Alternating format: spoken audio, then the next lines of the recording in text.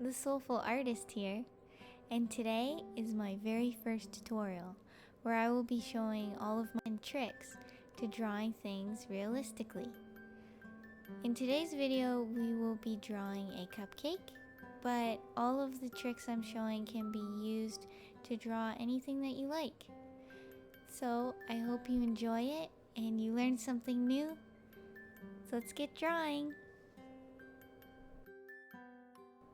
So the first step is picking a reference photo.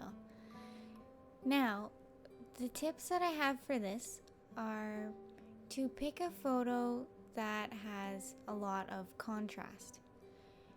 This is the one that we're drawing, but another good example is this picture. You can really see the highlighting and the shadows in it, which is what we want. Because when we draw it, it will really make it pop, and it's going to give that illusion that it's 3D and it's coming off the page, that you could just pick it out and eat it.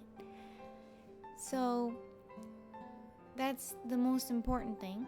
Also, another thing is to pick a picture that has something interesting about it. You know, maybe different colors, maybe it has a cool raspberry on top like the one that we're drawing. An example of one that might not be a good choice is this one, because there isn't that much contrast in it. There's mainly just a white icing. It won't look as realistic as one of the other pictures. So scrolling through, I'll get another example of one. Oh look, these ones have donuts on them. That's cool. I usually get distracted by all the pictures. So here's an example of one that has good contrast, but it's kind of a bit boring. Whereas this one, you know, it's got some caramel and everything. It's gonna look really, really good when we draw that. It will look really realistic. So we're gonna go with this one. It has high contrast and cool raspberry on top, so let's try it out. So the next step is what you use to draw with. Now, all that I'm using are colored pencils. They're just Crayola. If you have the Prismacolored pencils, those are great to use as well, but you don't need them. You can use whatever you have on hand. You don't need the fancy stuff to make awesome art. You can be an artist today. Just use whatever you have and start making art. Don't let that hold you back. When I was starting my watercolor paintings, I was using printer paper and it was ripping and everything, but it still gave me so much practice and it helped me a whole lot. So don't wait for the fancy stuff. Start using what you have now. These ones are just, I'm using a 60 pack. It gives a bit more variety in colors, but if you don't have the 60 pack, that's fine. Just use whatever colors you have and get creative with it. That's the fun part about art, is that you can be as creative as you want. These ones have metallic colors in them, which is pretty cool. Those ones are really fun to use. Another thing I do before I even start drawing the picture is I pick out the colors that I'm going to use and I set them aside. It makes it easier when I'm drawing because then all the colors that I need are right there on hand. I don't have to keep pulling them out of the box. So when you're looking at your picture, it's very important to really analyze the colors. This part is something that helped me so much when I was starting out drawing. Now you see in the cupcake there's a little bit of blue in it, and when you first look at it you think, why would I put blue in a cupcake? It's chocolate. But there are those colors in there. There are those shades, and you have to add those in if you want it to look realistic.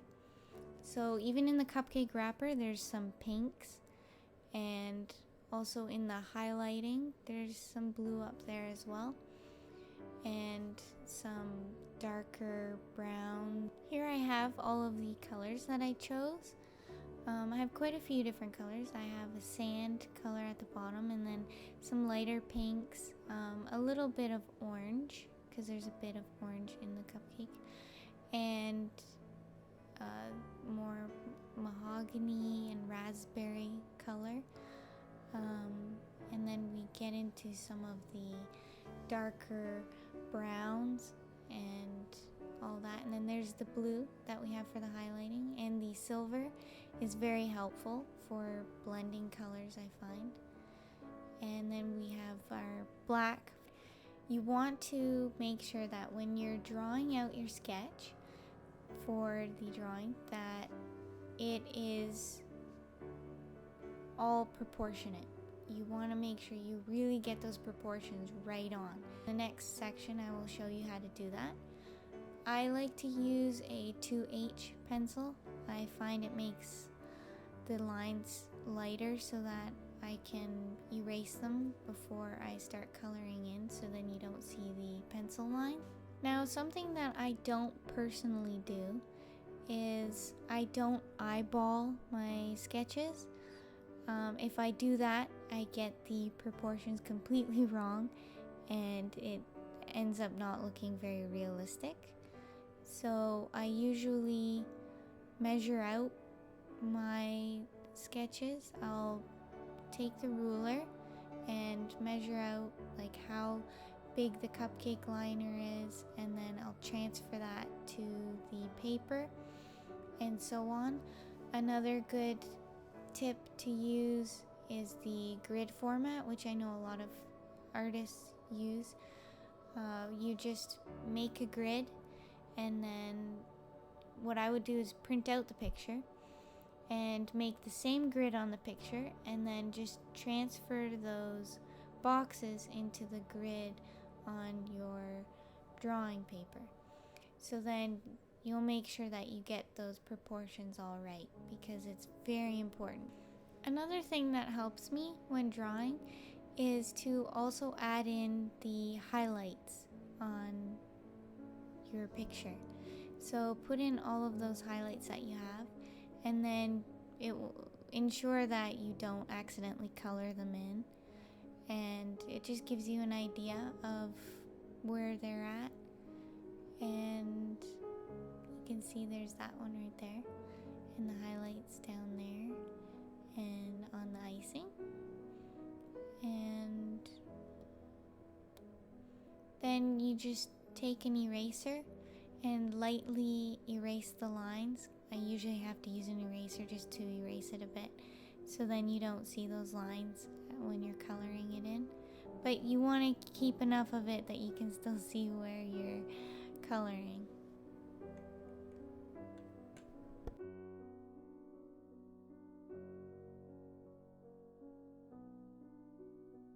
The first thing I'm going to start coloring in is the wrapper of the cupcake. So when I showed you before, there's a bit of a pink reddish undertone in the cupcake liner.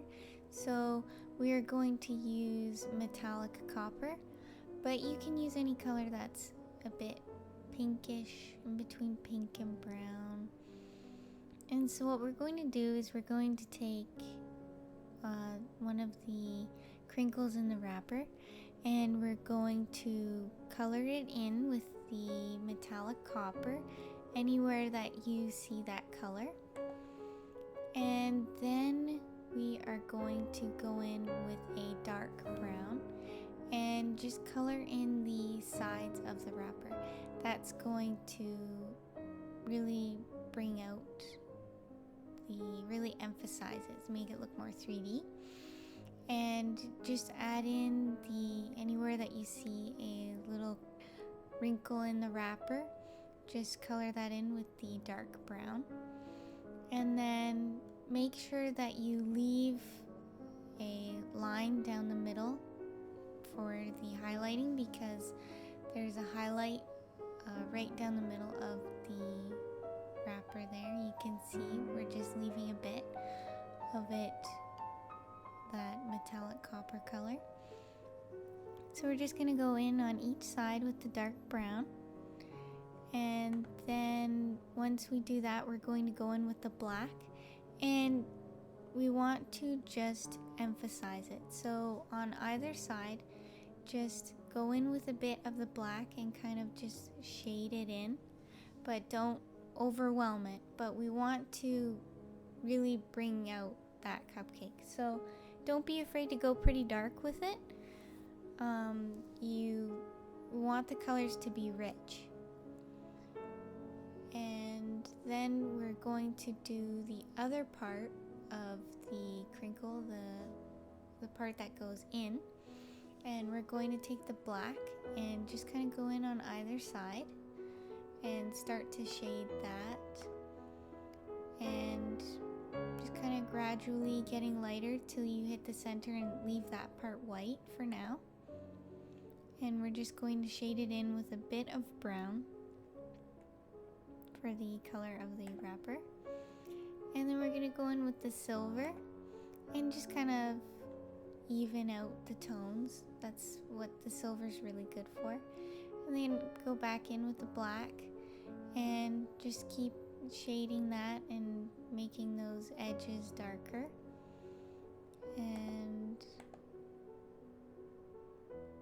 we're going to finish it off with the black and just keep doing that. Keep going a bit darker but leaving that center lighter. And you're going to bring the black all the way down and then take the gray and we're just going to color in the shading there. And then just kind of put some finishing touches, shading in the areas where there's any dips in the wrapper. And then we're going to continue that on with the rest of the wrapper. And you can continue that pattern on. Just reference back to the picture if the crinkles change anywhere or any of the little wrinkles in each individual crinkle changes. You can add that in and any of the gray shading, but it's pretty much very repetitive. I don't think I can ever look at a cupcake liner again. I definitely can't draw another one again. It gets very repetitive, but it's worth it in the end because it looks really cool. So just keep persevering and you'll get it. After we finish with the cupcake liner, we can start drawing the cupcake part. So what I recommend is to take a black pencil crayon and just kind of go around the top part of the cupcake liner just to kind of outline that. So that will really bring the each kind of crinkle in the wrapper forward. And so we're just going to take a dark brown and we're going to go in with that and just go around the highlighted areas that we've drawn in and just make sure to leave those parts white. If they don't stay white, I have a way that we can fix that. And then go in with the black underneath the icing. That part of the cupcake is very dark and we want to accentuate that and really make the icing pop. We're just going to color that in and gradually shade it out. And we're going to go in with the black around the highlighted areas. We'll just kind of make the cake look like it has those little holes in it. And then we're going to take a maroon or mahogany color and color underneath the black area because there's a bit of that color in the cake part. And then we're going to take a brown and start to kind of color in around that and make it a bit more brownish we don't want it to look too red. And then we're gonna go in with the black again, and we're just gonna keep layering that. So we'll go in with the black and darken that, and kind of gradually shading it out. You don't want it to be too harsh, you want it to be gradual. And just kind of also color around the white highlighted area. And then what we can do is take an eraser and just kind of erase a little bit of the area there so it's not too harsh with the white highlighting.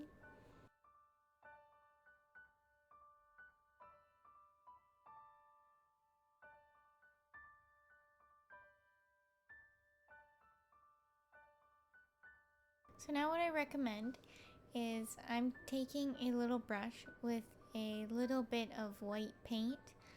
I'm using watercolor paint, but acrylic would work well for this. Or if you have the Prismacolors, you could probably use the white and add that on. This is especially good if you've colored in the highlighted areas, because it's really easy to do that, and as you can see, I've done that. And just kind of add a few dots here and there. I find it difficult when you have highlighting, especially in dark areas, to make it look natural by coloring around it. It's much easier when you can add the highlights on top. It just looks more realistic. So that would be helpful here. This is where it really starts to look realistic, is the chocolate syrup on top. So what we're going to do is just pretty much color it all in, minus the highlighting, leave those white, with a brown pencil crayon. We're going to add that little bit of blue and a little bit of gray to the highlighting, because you can see that in the photo. And just go around it with the brown and color that in. Then we're going to take either a dark brown or black and shade in the areas of the chocolate syrup that you see in the photo that are darker, and that's going to really make it look more 3D. So I'm just adding a bit of black on the inside there, and then over here we're going to make it pretty dark on the edge because it gets darker near the outside. And that's pretty much it for the chocolate syrup.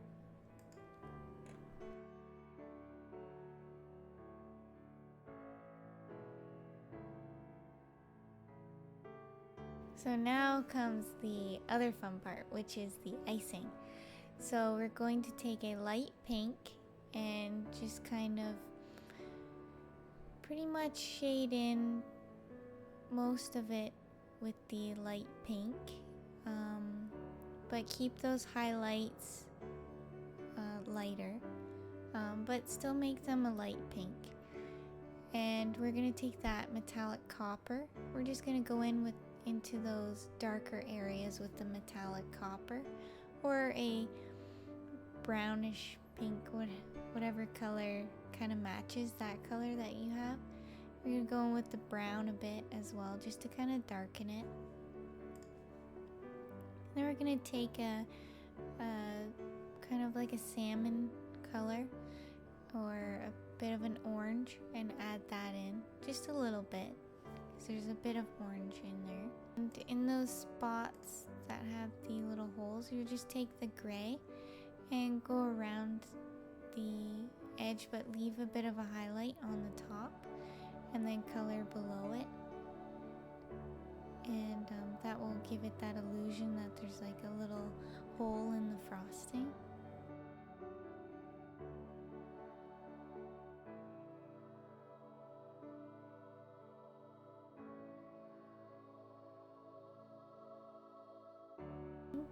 If you have any holes in the frosting, the little bubbles, and just add those in where you see them. And you can color those with the like a light brown or the metallic copper would work well. Just color those, just make a little dot and then color the pink around it, but leave a white highlight to the left of it, and keep them all the same. So if you have the white highlight to the left, make sure they all have the white highlight to the left to make sure that it's consistent. So now it's time for the raspberry on top, which also means that we're almost done.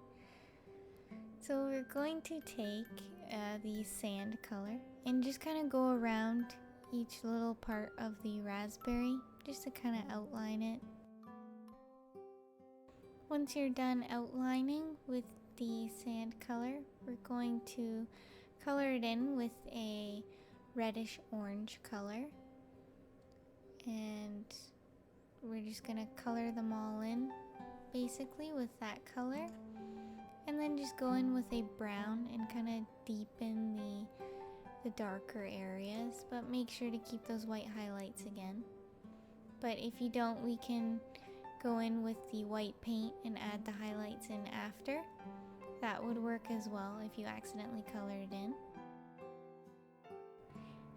And then we're going to go in with the black, and we're just going to kind of darken the left side of the raspberry, and that will really make the other side pop as well with the highlights. We really want that contrast like I was talking about before. And then we're going to take either the sand or a bit of a yellow pencil crayon and just do the little hairs on the raspberry, just make it look more realistic. It's those little details that really bring out the realism. Take that white paint again and just kind of do the highlights in those little areas on the right side. That will just make it really stand out more.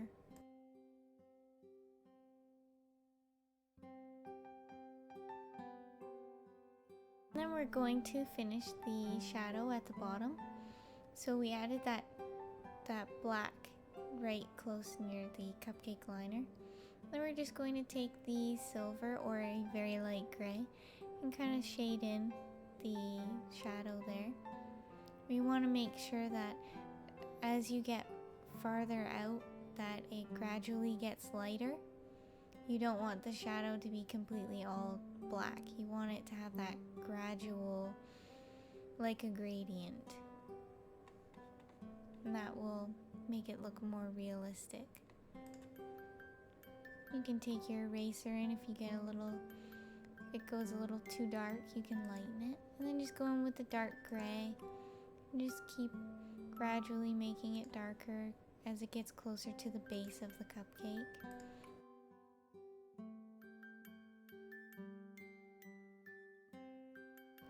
So, we're finally done drawing our cupcake, and if you're like me, then you'll probably go and make some cupcakes to eat because it looks so tasty.